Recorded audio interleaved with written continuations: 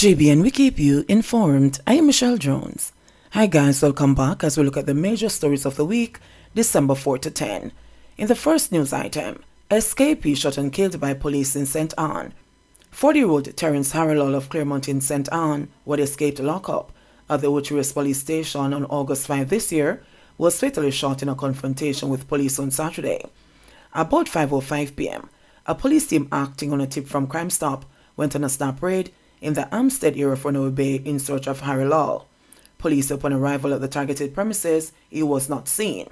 However, the police on their way back, Harrell was seen on the roadway. Reports said that the police attempted to accost Harrell when he reached for his waistband and pulled out a shiny object. The police took evasive action and he was shot and wounded, according to reports. Police say a homemade firearm was retrieved from Harrell, along with two 12-gauge cartridges. He was taken to hospital where he succumbed to his injuries. Now, Harrell was one of 4 escapees. The others are 42-year-old Dennis Colburn of Islington St. Mary, who has been charged for rape. 22-year-old Javar Grant of Paris St. Anne was charged for illegal possession of firearm, and 30-year-old Jermaine Rogers of Mile End in Ochiris, who was charged with illegal possession of firearm. Now, it seems as if Harrell is not keeping up to date with the news, because any convict that escapes has automatically signed his death warrant. It seems as if Harrell is not keeping up to date with the news, because if he was, he would have realized that any convict that has escaped has automatically signed his death warrant. So it seems as if nobody gave Harrell the memo. But big old bad man walking around with a homemade firearm. Not that the homemade firearm can do the same amount of damage, but my goodness, man, you couldn't even buy one, brethren. So police shoot you if you're taking a shiny object from your waist only if you realize I want one pop. Okay, happy riddance. Moving on. Teen sentenced to 4 years and 10 months in prison for a William Knibb murder. The male William Knibb Memorial High School student who was charged with the March 21 stabbing death of 16-year-old fellow student Kamal Hall has been sentenced to 4 years and 10 months in prison. The sentence was handed down by presiding High Court Justice Andrea Thomas when the matter was heard before the St. James Circuit Court.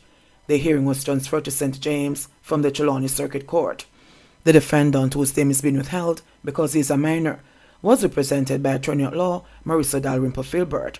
For those who are not aware, Marissa Dalrymple-Filbert is the Speaker of the House.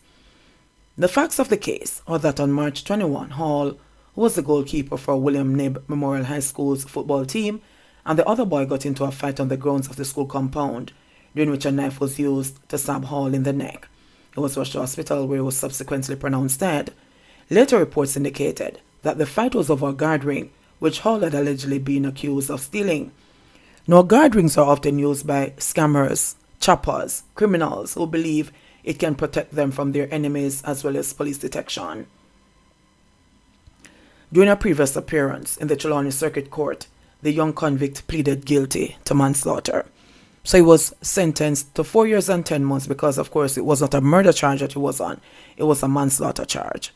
This young man killed the young man. This young man killed Hall over a guard ring that didn't even belong to him. It had belonged to his friend. And Hall, whose life never valued anything, because this is what the judge is saying, 4 years and 10 months. This young man will be back out on the street and still very young. Where the lady has lost. She has 2 sons and she has lost one of her sons. The judge is telling us that this young man's life valued nothing.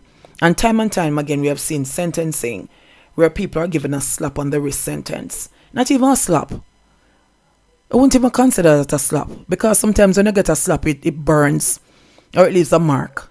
That leaves nothing. Young man's life was taken by a colleague, another student. 4 years and 10 months? This is ridiculous. No wonder crime is so rampant on this island. Because if I kill somebody and it is manslaughter, but just I go in, by the time I shut my eye, lay down in a prison and shut my eye, it's time to come back out. Boy, I tell you. But sometimes I wonder if it is your financial status that dictates. But moving on. Elderly returning residents robbed of guns and cash in Westmoreland. Now, 2 elderly returning residents were robbed of a licensed firearm, a shotgun, and $300,000 cash when 4 men armed with guns entered their residence at Torrington District, Savlamar, Westmoreland, on Monday morning. According to the police report, the 78-year-old man and his 79-year-old wife were at home sitting in their backyard shortly after midnight when they were confronted by armed men wearing masks. The thieves then reportedly tied up the elderly man and proceeded to rob him of his licensed .38 Smith & Wesson revolver along with 12.38 rounds, his Remington 12-gauge shotgun, along with 5 12-gauge cartridges, both valuing $270,000, were also stolen. The men then ransacked the house and robbed them of cash amounting to $300,000. They later escaped through a grill at the side of the house, which was observed to be the point of entry, the police are reporting. Now, these two elderly residents maybe have spent a number of years overseas, come back home to Jamaica to enjoy their latter days. 78 and 79. Elderly people. Persons who are supposed to be respected if not at all for their age. Held up and robbed. But the only good thing that I can say about this was that they were not killed. Because, these hoodlums are heartless. These dogs are heartless. They could have been killed. So I give God thanks for that yes, nobody wants to be robbed. Nobody wants to have that to deal with, because your sense of security, everything has now gone. But the good thing that I can report about this is that their lives have been spared. They're not, so many other citizens, residents are not as fortunate. Somebody that did this know them very well. This looked like an inside job, but that is for the police to investigate and find out. But it certainly looked like an inside job. Moving on. 2 alleged gunmen killed by a lawman in Manchester. Third man escapes. The police in Manchester have been kept very, very busy throughout the course of this week. Robberies, shootings, murder, they have been kept busy. So in this incident, 2 men were fatally shot during a joint police-military operation in Belfield on Tuesday morning. A gun was also seized. Reports are that about 6 a.m., the police, acting on information, sought the assistance of the military and went to a house in the community. A senior police source said that 3 alleged gunmen were in the house. The police got information, according to the senior policeman, that men with guns were in a house up there. On arrival, 1 man ran with a firearm. Another pulled a firearm at the police and they took evasive action. 2 of the men were shot and taken to hospital where they were pronounced dead. The 3rd man escapes. And of course, Indicom is probing the incident. Now, if you listen to what the police said, they got information. And people, as we always say, find a way when the criminals are around you to get information to the police. Because if them don't shoot you today, they might likely shoot you tomorrow. So the police got information, and people say, listen, we don't want them kind of people in our area. We don't want them people in our community. And I say, hats off to the person or to the persons who made the call. But I'm liking this. If they were there and they pulled guns on the police, why not? Do what you have to do, because as police officers, they need to go back home to their family. And if you pull a gun upon a police, then of course, lights out for you. So according to the police, a gun was pulled on them, and they had to retaliate. They had to take evasive action, of course. And they took evasive action. 2 of them were shot and taken to hospital and pronounced dead. Kudos to those police officers. They went back home safely to their families. But continuing in Manchester, 5 people shot, 2 fatally, in supermarket robbery in Porus, Manchester. The police have identified 2 people who were shot dead by gunmen during a robbery at a supermarket in Porus, Manchester on Friday night. 4 men were detained and 3 weapons seized following the daring incident. The dead men were identified as Jin Sin Hee, a Chinese national, who was one of the proprietors of the supermarket, and Alfonso Cohen. Among the 3 injured persons are 2 males, one of whom is unidentified, and a 25-year-old woman.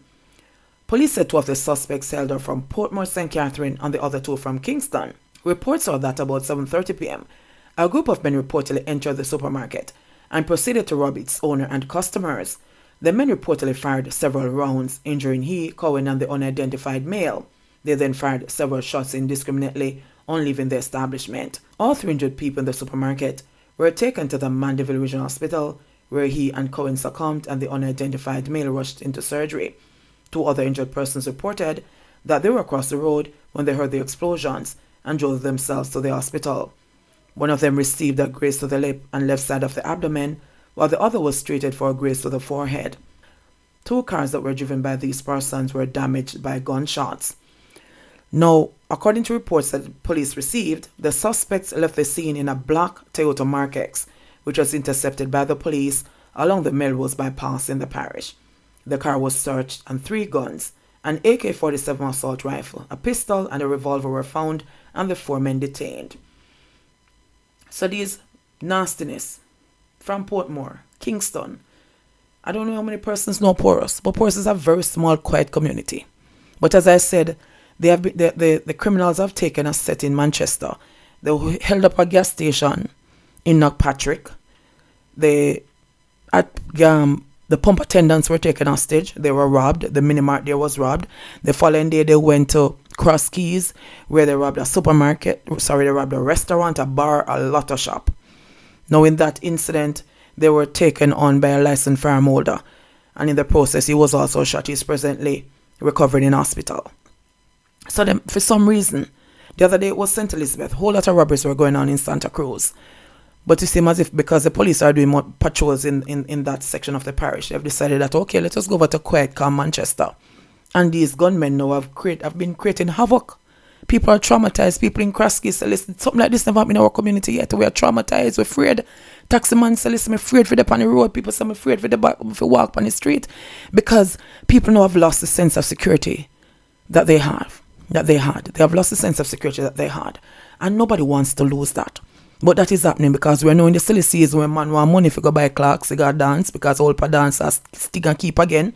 Other shows are keep again. Plus, they have how much woman where they need to drop off money here so they run everywhere because they want ham and they want duck for Christmas. But of course, they don't want to work for it. When a man is here running his business, because I have a choice, I don't have to go in there to shop. I have that choice. But if he's there and he's legitimately doing his business, employing people, and you're going to rob him, you couldn't just rob him and leave? You rob him and shoot other people? They said Cohen was going about his business, he was shot and killed. People drive past, people up on the other side of the road, park, then get shot. Look how much persons could have lost their lives because of these dogs. It is unfair to dogs because a dog is a man's best friend. But maybe what if you call him? Drunk, what if you call him? You're going there shoot the people them for no reason at all. You rob them. Leave no man. But thanks to quick action by the police, they were caught. Look how much guns them come down there with. And I said that is why I say sometimes some of them let them look a boy. I don't like them boy any man. 3 guns, AK-47, Warri Mago, you know. Warri Mago, automatic, high-powered weapon. And you go down there and shoot the people and when you can just take what you want and leave. And the sad thing about it is now that they have been arrested, they have not yet been charged. Let me make that clear. But when they are charged and they go to court, then the judge is going to give them bail. I don't know, but if they are guilty, I'm sorry that when the police caught up to them, they were not killed.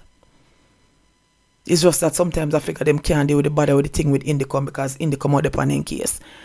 And them just can't bother with the stress that comes with that type of investigation. But I'm sorry that if they were not killed, because them are going there now to eat the hard-earned money of some of these people who have lost their loved ones. Are these persons that have not been traumatized? They'll drive on the road and you get shot. You're traumatized or you get over there. And Jamaica is not a country that we are big on counseling. But they went in and they killed the man. Time and time again. Too much of this and people can't say, listen, we are going to take up one time not like this up in our community, we're going to try. We can't defend ourselves. We're going to defend ourselves against someone with an AK-47 assault rifle. One pistol, one revolver. Everybody armed to their teeth. You can't defend yourself. So what do we do? But look how near the police station is in Porus. Because Porus is a very small town. The police station is that over now. But I'll keep you updated with this one to see if they're going to be charged. And we're going to follow up this one to see if when they're charged and go to court, if they are going to be given bail. Oh boy. JLP Councillor Jermaine Hyatt shot at in West Kingston. Now, gunmen reportedly fired on the vehicle of Jamaica Labour Party Councillor Jermaine Hyatt and shot at him while he was in his West Kingston division on official business, prompting the intervention of a contingent of soldiers on Thursday morning. The purported attempt on the life of the first-time councillor occurred at Chestnut and Tulip Lanes at approximately 9 a.m. Hyatt says that previous threats were made against him, which resulted in him being assigned a police escort. According to him, his close protection officer drives while he travels in the front passenger seat. He said it was the front passenger side of the heavily tinted vehicle that was shot up. Hyatt said that he and state agents were at a premises Thursday morning where a project was to start when he heard multiple explosions near his parked vehicle. He said he went to look and saw several men who opened fire at him. Soldiers who were at a checkpoint about 100 meters away rushed to the scene to challenge the gunmen who fled the scene after a brief gun battle with the army men. Hyatt believes that he is targeted because of his attempts to stamp out criminality within his division. He says, "It is my personality, they know I believe in law and order, and I'm known to stand up against criminality and what is wrong." Hyatt sits in the Kingston St. Angela Municipal Corporation and is a West Kingston native. He said the attackers strengthened his resolve to fight criminal elements in his division. Oh boy, I don't even know if it's about this, but don't know what to say about this. Happy that he's alive. He escaped that attempt on his life. But is it time for the politicians now to start facing what the regular citizens are facing on a daily basis? Let me leave that one there alone. It is what it is.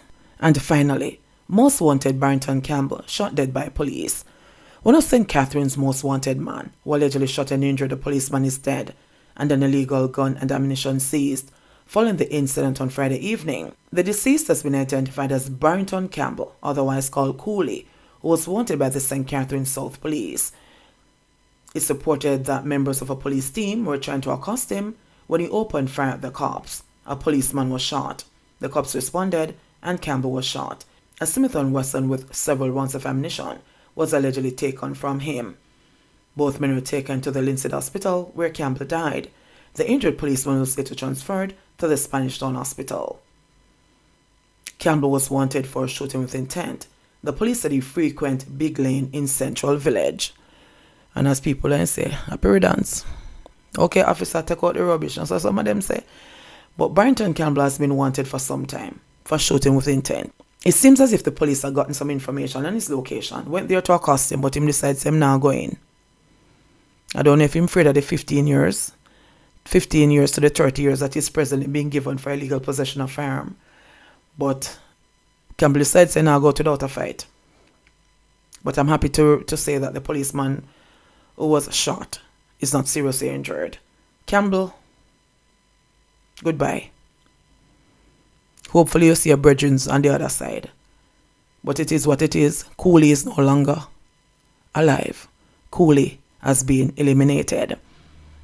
JBN. Remember guys, we keep you informed. Remember, like, subscribe, share, leave a comment. And look forward to seeing you again next week. Enough love, blessings, and respect.